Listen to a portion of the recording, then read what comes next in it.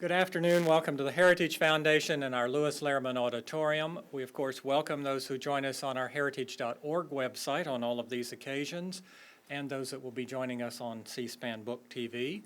We would ask everyone here in-house if you'll be so kind to check that cell phones have been turned off as we prepare to begin. It is always appreciated. And our internet viewers are always welcome to send questions or comments at any time, simply emailing us at speaker@heritage.org. And we will, of course, post our program today on the Heritage homepage for everyone's future reference as well. Hosting our guest is Michael Gonzalez. Mr. Gonzalez is Senior Fellow in our Catherine and Shelby Cullum Davis Institute for National Security and Foreign Policy. He previously served Heritage as Vice President for Communications. Before joining us in 2009, he spent close to 20 years as a journalist, 15 of them reporting from Europe and Asia, serving as a foreign correspondent for AFP, a columnist for the Wall Street Journal, deputy editor of the editorial pages of the journal's Asia editions, as well as later the European edition, and he even returned then to Hong Kong in 2004 as editor of the journal's Asian editorial pages. He was also privileged to serve in the George W. Bush administration at the Securities and Exchange Commission and then at the Department of State. Born in Cuba and coming to the United States at 12, he has lived and reported from 10 different nations around the globe in his journalism career. Please join me in welcoming Mike Gonzalez. Mike? Thank you. Welcome to Heritage. I'm often, well, always asked to introduce people who are far more famous than I am. You've all seen the movie with Coach here. The talking points I wrote say Bill Courtney, but I really can't call a coach anything other than Coach. He runs a $45 million lumber mill in Memphis that employs 120 people. One of the important things you need to know about this is that he started the company just a few days after 9/11, and when it was very rough in this country, as we all remember, and yet the company has become a huge success. Then he was asked to take over at this high school in Memphis that had won 7 games out of the last 99, and turned the program around. Hollywood got a hold of this and thought it would be a good movie in it. And the movie obviously is Undefeated, but Undefeated is not about the record of the team. Undefeated is about what he did with those young men whom he coached. The book, which I highly recommend, and he will take question and answer period afterward, and he will sign the book for whoever wants to buy a copy. It's about how he teaches civility, character, commitment, and service. And I say, as somebody who played football in high school in the South, that is exactly what I got out of it, and I really have to thank all my coaches in high school for teaching me that. And it's a sadness, I told the coach, that neither one of my sons is going to play football, and I think this is a problem for the sport. My wife just won't let her. I know, I've seen that look in her eyes, and I won't be able to win that argument, so I'm not even going to try. But Coach, without further ado, I'd like to ask you to come and join us here for your talk. Thank you very much. Thank you very much. Thanks for having me. Sure. A lot. I appreciate you, and I appreciate the foundation. Since winning the Academy Award, since being part of that whole process, I speak all over the country, and it's all kinds of venues, from PepsiCo to Frito-Lay to Nike Win Forever to the Paralympics in Colorado Springs, and venues all over the place. And I think the thing I like the very most about Undefeated is the platform it has given me to say some things that I think need to be said. At the end of the day, y'all, I'm a football coach, and I own a lumber company, and I'm a guy from Memphis. And really the only difference in me and thousands of other Americans is that my story got told. But as a virtue of my story getting told, I've been given this platform. And we could use that platform to do some cool stuff and make some extra money and be all neat in Hollywood. Or we could use this platform to maybe have some conversations about things that we're maybe not necessarily too comfortable having conversations about. That's why Against the Grain exists, because after all these speeches, people come up and say, hey, I want to hear more about this. I love what you said about this or what you said about that. Do you have a book? And I didn't. And so Now I have a book, and people can read more about it. It kind of starts like this. When I graduated from Ole Miss, I taught school and coached football for a living. It's all I really ever wanted to do. And all that changed because there was this lady named Susan who ran the lunchroom, and she cooked hot chocolate chip cookies, and oh my gosh, they're so good. These, you know, the hot ones, the gooey ones, the big ones. And because I was a young, struggling, starving coach, and I was in shape and tried to flirt a lot, I would get cookie and a little thing of milk for a quarter. And so what changed was one really nondescript afternoon, this person walks in the back door to see her aunt, Susan, the lunchroom lady, and she's wearing a lime green shirt and shorts and has this long, dark, silky hair, and her name is Lisa, and she is now the woman I've been married to for 22 and a half years, who has given me my 19-year-old, my 18-year-old, my 17-year-old, and my 16-year-old. We got on city water and it cleared up. But so we got those. And what happened was I married her, started having kids, and a coach's football salary didn't get it anymore. And I had to get into the private world. And when I got into the private world, I bounced around and ended up starting this company called Classic American Hardwoods in 2001, literally off my couch.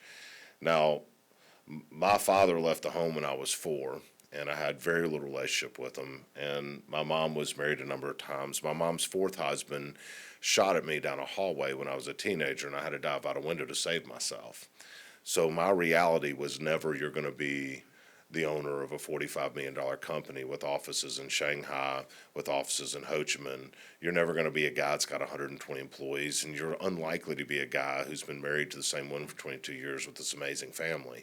And you're sure as heck not going to be the guy that's the subject of award, the subject of a movie that wins the Academy Award, and you're going to be walking down the red carpet with P. Diddy and George Clooney. Not my reality. But it happened. It did happen. And I'm going to tell you why it happened in a minute. So by virtue of marrying this unbelievable woman and needing to do better for my family, I started this business off my couch.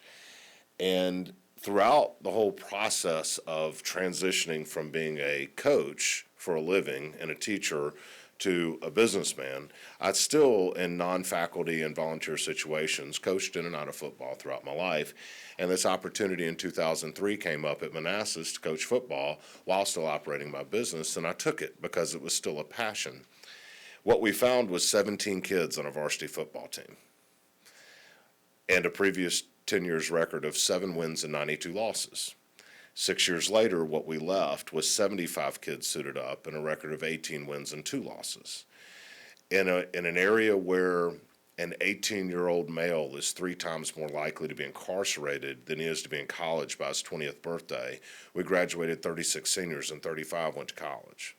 And I'm here to tell you that the same thing that built that football team and the same thing that built my family that I'm extremely proud about and the same thing that built my business are what is outlined in my book, Against the Grain. It is about character. It is about commitment. It is about integrity. It is about the cliche of getting out of your comfort zone. It is about understanding the dignity of hard work. It is about understanding what the paramount, the strength of a commitment. It is about understanding forgiveness. It is about understanding your legacy. And what's amazing about those fundamentals and tenets, y'all, is that it doesn't matter if it's your family. It doesn't matter if it's business. It doesn't matter if it's society. And it doesn't matter if it's politics. Whatever walk of life you're involved in, they work. And for all walks of life. And that's what the conversation is that the platform that Undefeated gave me that I want to have. And that's what I'm trying to have in Against the Grain. So, briefly, if you get anything from our 25 minutes here together before we do a Q&A, I hope you remember this. A vacuum is for getting dirt off a carpet. It's not for living in. Don't be a turkey person. And understand that $5 cannot be the value of your legacy on a spring day in the front yard. Okay, so that was weird, so I'll explain it. A vacuum is for picking dirt up off a carpet. It is not for living in. If you surround yourself with people who look just like you, and think just like you, and act just like you, and whose reality is just like you, you're never going to understand what's going on in the rest of the world. We have to get out of our comfort zones. Now, I know that's cliche, but let me explain this to you. I don't have much in common with Archie Bunker, except this. My kids and my kids' friends and their friends and my wife and all of our friends know that this worn-out leather chair that's in our TV room is mine. It's mine. I'm telling you, I'm a large guy. The indention in the cushion matches perfectly. All right, it's mine.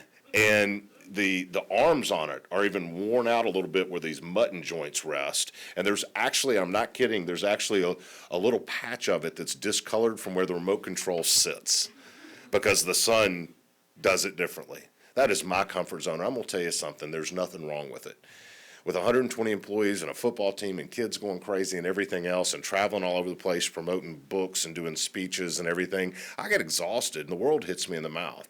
And I like to go to my comfort zone to charge my batteries and regenerate. And we all have to have that. For some, it's a group of friends. Maybe it's a church or a synagogue. Maybe it's a cafe somewhere. It's got a little corner table on the patio out of the way. Or maybe it's a little place where you have a glass of wine with your best friend and you just kind of recharge. Some maybe it's a garden in their home.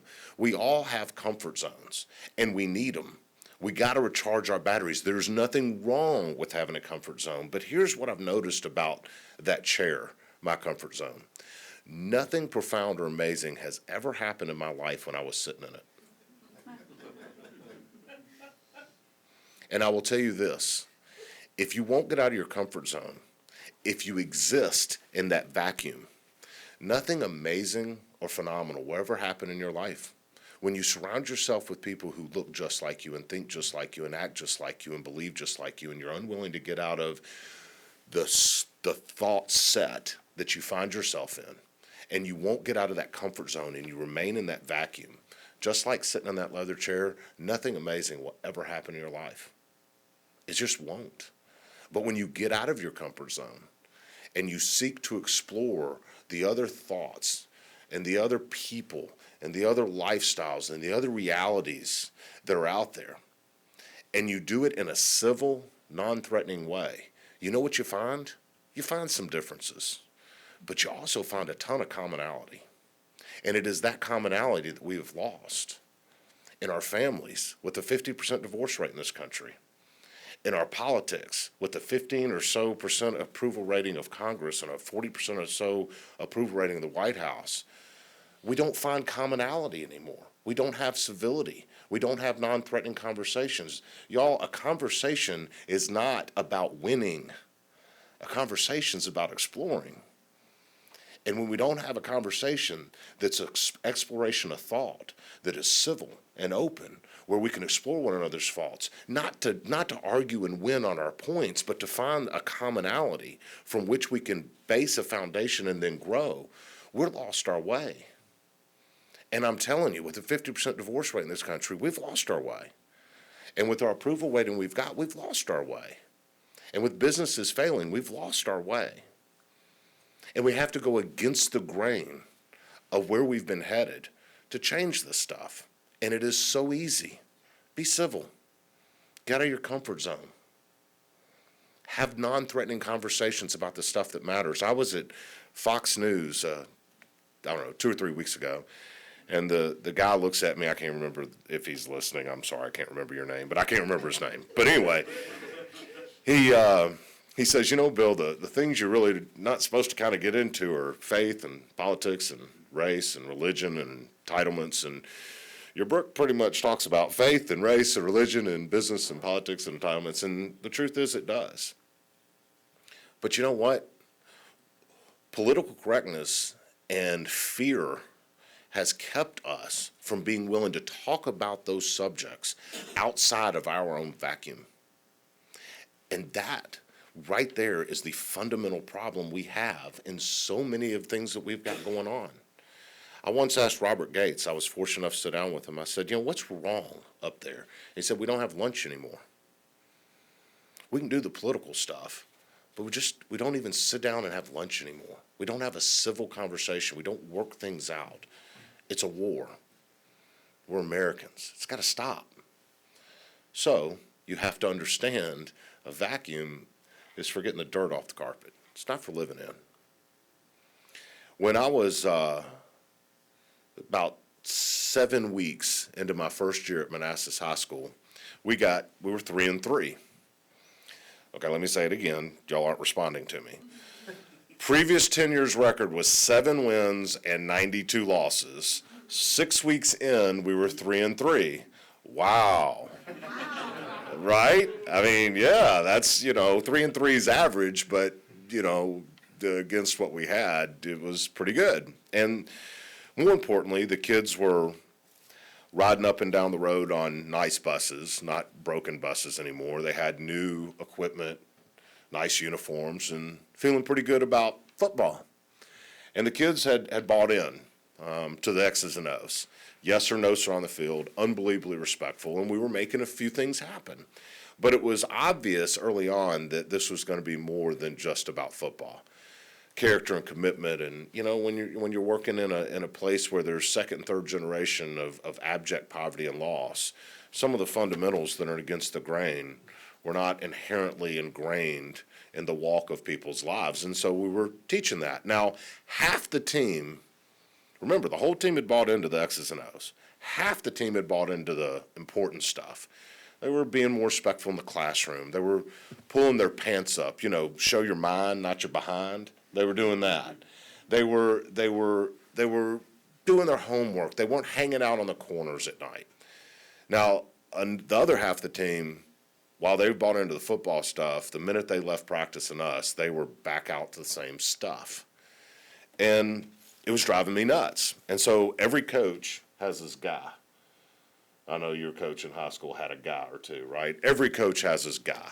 So I went to my guy. This is the guy that, along my acclimation period of my first year at Manassas, when there was things that happened that I didn't understand, he was the one that was candid with me and taught me and said, Coach, all right, don't say that anymore, man. This is how you say that. Because I'd try to be cool and say some cool word wrong or whatever. And, that was my guy. So I went to him and I said, hey, man, how come I can't get those guys to buy in like you guys to the important stuff? It's driving me nuts. And this guy, who'd been unbelievably candid to me, said, just keep doing what you're doing, Coach, dismissively. The one guy I had, and he dismissed me. I said, no, man, straight up. He said, well, I don't want to hurt your feelings, Coach. I said, bro, I grew up fat and redheaded. You cannot hurt my feelings. Just tell me what's up. And he said, okay, Coach, straight talk. And I said, real talk. He said, Coach, they're trying to figure out if you're a turkey person or not. He said, Coach, they're trying to figure out if you're a turkey person or not. I said, help me. He said, Coach, every Thanksgiving and Christmas, folks roll into our neighborhoods carrying hams and gifts and turkeys, and we take them because we ain't got none. And then they turn around and leave, and we never see them again. Makes you wonder if they're doing that because they really care about us, or they're doing that to make themselves feel good. He's right. Tell you the truth is, it really made me angry that he said that to me. We were winning ball games. They were wearing new uniforms, pre-game meals. Just doing everything. It wasn't a part-time thing for me. I was all in, and so were the assistant coaches who were volunteers too. I mean, we were killing ourselves, trying to turn this thing around and make a difference in some kids' lives and win some football games, have a good time. So I thought about it a lot, and I thought about how angry it made me. And here's the way my life worked back in those days. I went to work at about 5:30, worked till 3, because remember, my business is still only 2 years old at this time, and we're growing it. Then I'd get to practice about 3:15. I'd practice in Manassas from 3:30 to 5:30. Then I'd drive to my kids' practices, who we also coached, at 6:30. Coach them from 6:30 to 8. Go home, get something to eat, lay down, do it again. That was 6.5 years. And the problem is, between Manassas and going to my own kids' practice, I couldn't change out of my Manassas gear. I didn't have time. So I would get to my kids' practice out in my vacuum, out in my comfort zone, where I lived, wearing my Manassas stuff. And at the same time, the commercial appeal is doing stories on the Manassas miracle. They're winning games, and my big mug's on the front page of the commercial appeal, just grinning like a Cheshire cat. Look at this. And so then people are coming up and saying, hey, man, Bill, tell me about what's going on at Manassas. I said, yeah, man, I got them to 3-3. It's like, that is amazing. Nobody thought you could win down there. Tell me about this article in the newspaper. I said, yeah, well, it's called the Manassas Miracle. It's a miracle we turned them around. They're like, man, that is awesome. Backslap, backslap. Tell me what else. Well, we got them doing their homework. What else? Well, I got them in new uniforms. What else? Well, I got them being respectful. What else? Well, I got them getting off the street corner. Well, what else? Well, I. And my 6-year-old son, Will, looks up at me and says, hey, Dad. I said, yeah. He said, I've heard all about everything that's happened in the Manassas, but what are some of your players' names? Those kids saw right through me. I was digging it. I was digging the backslaps. While I was serving and I was leading and I was out of my comfort zone, I was a fraud because I was a turkey person, because it was making me feel good. And I was digging the press, and I was digging the backslaps, and my own child didn't even know a single kid on my team's name because I was talking about me. It was a reversal, an immediate reversal. I quit taking credit for those kids' efforts. The truth is, I got to get in my car and drive home at night. I could live with my windows up and my door unlocked. I slept with my keys in the ignition. Many of these kids slept in tubs so drive-by bullets didn't kill them at night. They were the ones that were having to change an entire paradigm of thought, sometimes 2 and 3 generations long, to change the way they approach their education and their walk through life, to do something better with themselves. They were the ones making all the effort. I was along for the ride, but I was perfectly willing to take the credit for it because everybody was slapping me on my back. So here's the thing. Getting out of your comfort zone and getting out of your vacuum is important, but it's also important, it's actually paramount, that you do it for the right reasons. Because if you don't, those who are serving you or under you or walking alongside you will be patting you on the back and smiling at you, but the minute you turn and walk away, they'll know they're looking at the back of a fraud. And if you're fraudulent, you'll make nothing happen. We have to understand being a turkey person is destructive, and we're surrounded by them. So we have to go against the grain of that if we want to lead. We have to go against the grain of that if we want to really serve in our families, if we want to really serve in the organizations we're part of, if we really want to serve our communities, if we really serve our families, if we want to really serve our political structure. We've got to go against the grain of this stuff. It matters, and it changes the world. The last thing is this.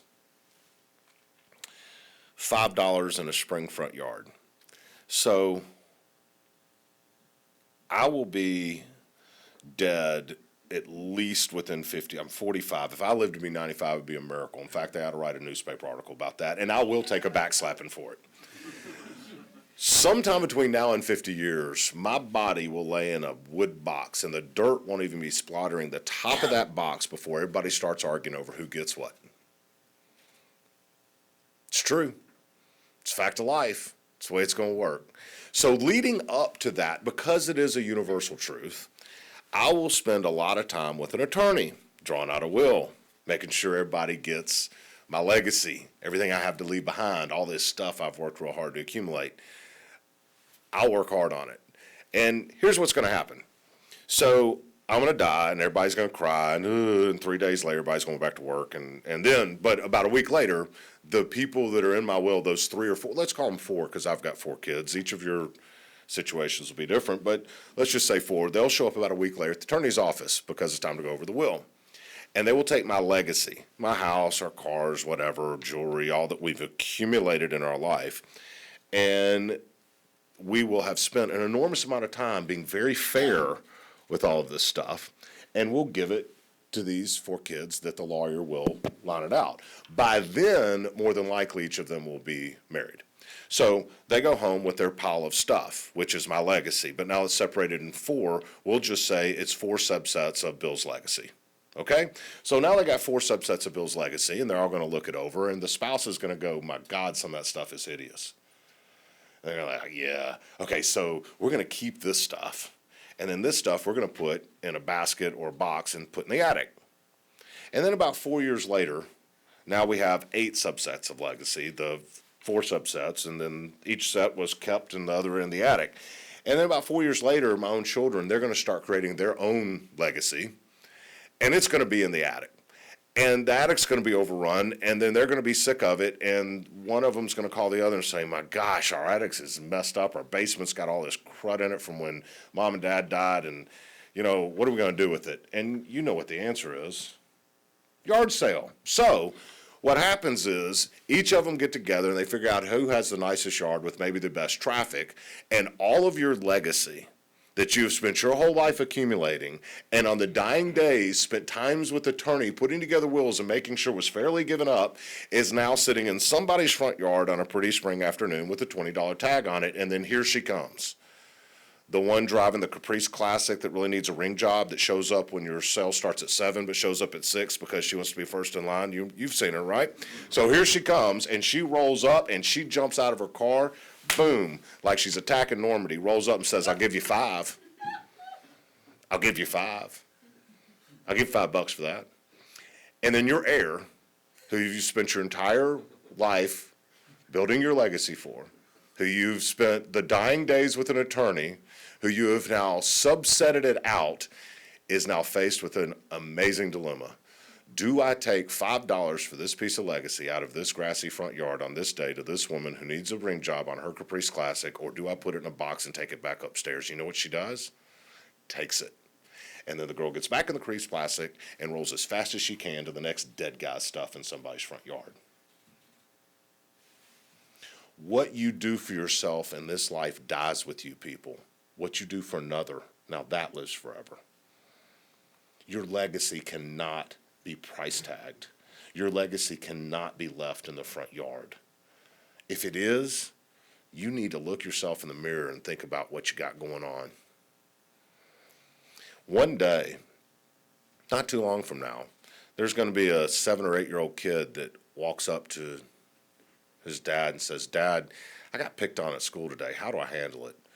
Or maybe there's going to be a 15-year-old girl that comes up and says, Dad, my boyfriend broke up with me and it's breaking my heart and I don't know how to handle it. Or a guy that comes up and says, Dad, I'm 23 years old and you know, I want a promotion, and what do I need to do to get that promotion? Or maybe a 30-year-old that says, Dad, my husband just cheated on me and I don't know how to do it or deal with it. Or a 40-year-old that says, Dad, my son is sick and has cancer. How do I handle it?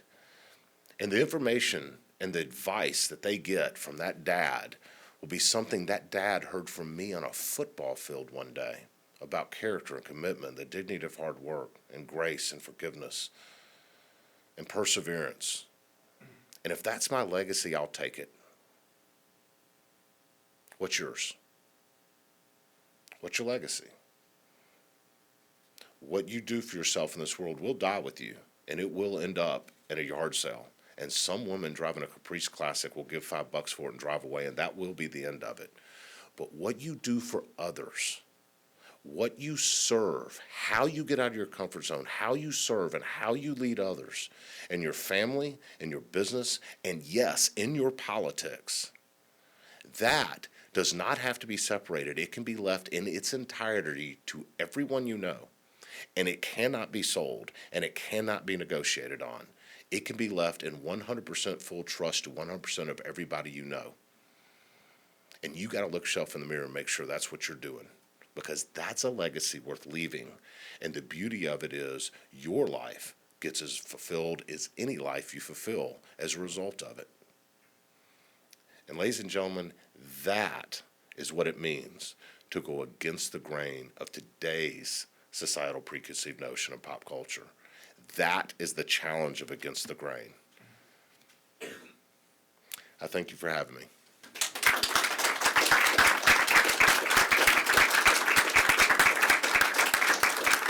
That was really terrific. That was fantastic. I know I was inspired. Heritage is a policy institution. We produce policy that we hope will fix the nation. It has to be informed by the messages you gave us here today. Coach has very gracefully accepted to take questions from people in the audience. Does anybody have any questions for Coach? Right there. Do I need to stand up here? As I walk over here, I'm more mad that the woman in the Caprice Classic will sell it for 10.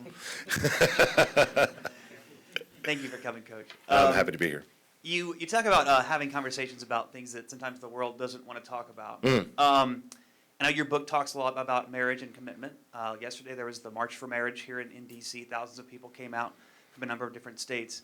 I've just been married in the last year and a half here. Congratulations. Thank you. What is your view on kind of perspective on the debates around marriage right now, the definition of marriage? How should people be kind of standing for that? How should people? How should people stand for it, or how should be? It's one of those you talk about having commonality with people who think differently. How can we kind of address it well with our neighbors who might think differently than us? I'm a little different in this regard. Well, 2 points real quick. The first point is a lot of people don't get that you can be a leader without ever leaving the bedroom. You can be a leader to the kids down the hallway. You can get out of your comfort zone and serve and lead your spouse. You can get out of your comfort zone and serve and lead your children. And so when we talk about marriage and family and children, I think oftentimes we forget that our number one goal is at home. Our number one job to serve and to lead and to understand inhibitions, fears, and goals are with that person you share a bed with and with those kids down the hallway. It's pretty easy to pick off the people sitting over here on Capitol Hill, but I don't think you have a right to pick off their lack of service and their lack of leadership when your house is in disarray and not in order as a result of your own unwillingness to serve and lead. So that's one. Second of all, there's political and faith-based issues regarding marriage right now, and I'm certainly not immune to it, and I understand it. Here's the thing. I'm not sure how that's going to end up, but I do know this. If Molly Cyrus had swung around buck naked on a wrecking ball in 1950, it would have been pornography. And today, it's mainline art. Can everybody agree with that? Can we at least have commonality on that? In 1950, if Molly Cyrus swung around on a wrecking ball buck naked, it'd have been pornography. And now it is mainstream art. So here's the deal. If Elvis Presley did his thing today, it would be mundane. Back when he came out, parents were keeping kids away from it because he gyrated too much and was obscene. Can we agree with that? It's fact. Okay. Here's the thing. Society's going to progress. It just does. Was about 100 years ago, women couldn't vote. It's about 50 years ago when Martin Luther King was killed in Memphis, just trying to get equality for African Americans. Society progresses. Lots of it is great. Some of it tests our moral and ethical differences in schools of thought. But nonetheless, society will progress. It just does. So here's the deal. I fear that we're going to be the first generation to leave this place worse to our kids than what we found it. And if that's the case, we need to be taken out behind the woodshed.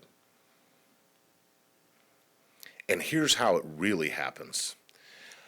If we fight inevitability, boulders roll downhill, and society progresses, and nothing stops that. But what you can do is you can embrace inevitability and understand that society is going to progress. And while you do it, make sure that it progresses with the tenets of character, integrity, honesty, commitment, a dignity found in hard work, the understanding of of what entitlements do to strip one's dignity, the understanding of what grace and forgiveness is, the understanding of what building a proper foundation is, the understanding of what a legacy is. And as long as we understand society is going to inevitably roll downhill, not figuratively downhill, society is going to continue to progress. Let's just do this. Let's make sure as long as it does progress, and we recognize there are going to be Molly Cyruses on wrecking balls, and there are going to be things 50 years from now that are test our ethical and moral mettle, but that the things that we're talking about today, 50 years from now, teenagers are going to look at and say, why'd they argue over that? That's going to happen. Let's just make sure, as we know that that's an inevitability, that we take along these tenets. And let's make sure that our society progresses with these tenets. And then we're going to be okay. So when it comes to marriage, when it comes to immigration, when it comes to all the things that you're talking about that are testing us right now on the social side, we'll work them out if we'll get civil. We'll work them out if we'll find our commonality. But most importantly, we'll work them out and handle them the best way as we progress, as long as we remember the core tenets that got us here in the first place. The 30,000-foot view is this: we can be open-minded, we can be inclusive, we can be forward-thinking. We just can't abandon the core principles that got us here in the first place. That's going against the grain.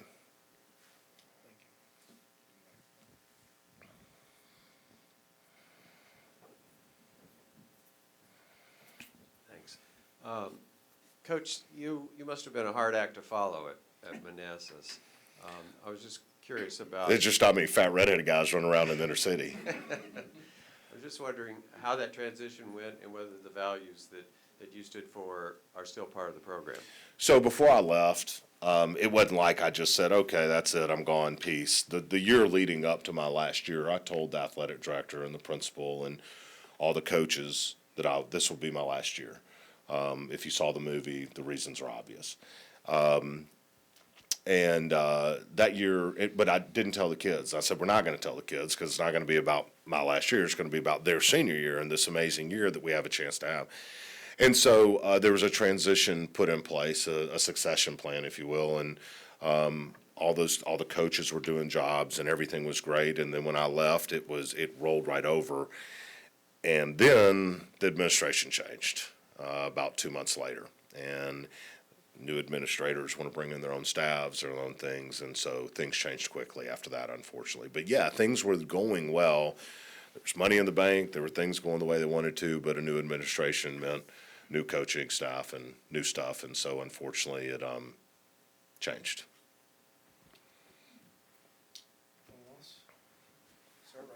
I'd like to just wait for the microphone.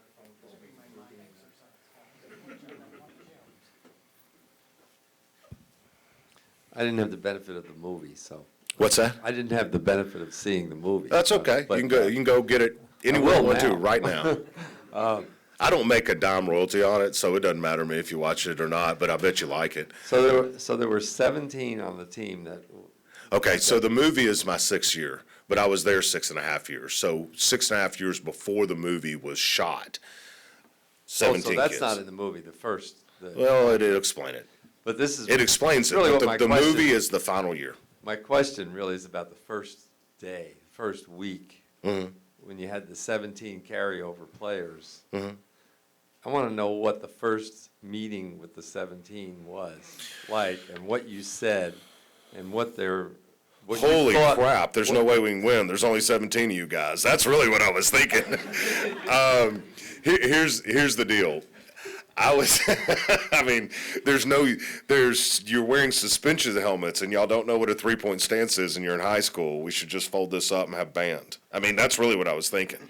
The truth is, the guy that got me over there, actually, is named Jim Tipton, works for my company, and he was doing volunteer work over there, and I'd coached football and played football, and he asked the head coach at the time, do you want some help? This guy can help you. So I went over in spring, fully intending on staying for 2 weeks during spring practice.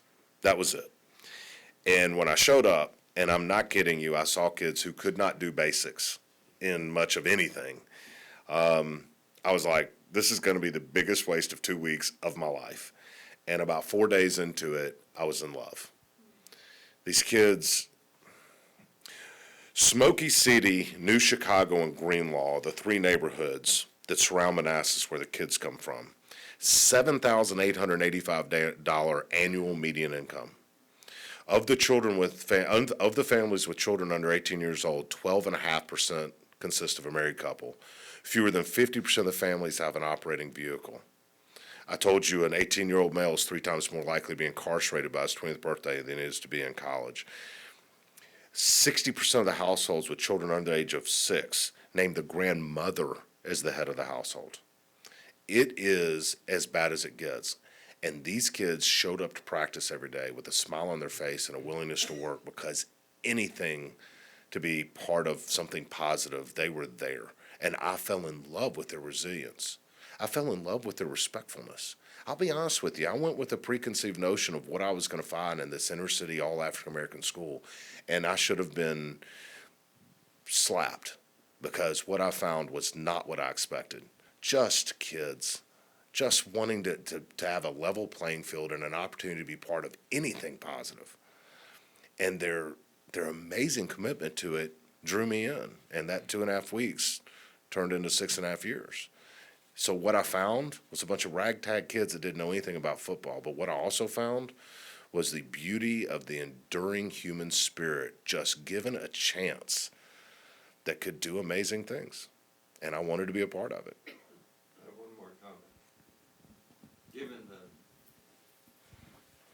Given the events of the last week here in Washington, you'll know what I mean in a minute, and the fact that your book is so politically incorrect in its themes, I have a subtitle for the second printing. Okay, what is it? Go Redskins. Go. Yeah. Next, no comment. There's my first time I ever said that in D.C. No comment. Any other questions at all? Happy to answer anything. Thank you very much. Okay, thank you. Join me in thanking Coach. Thank you very much.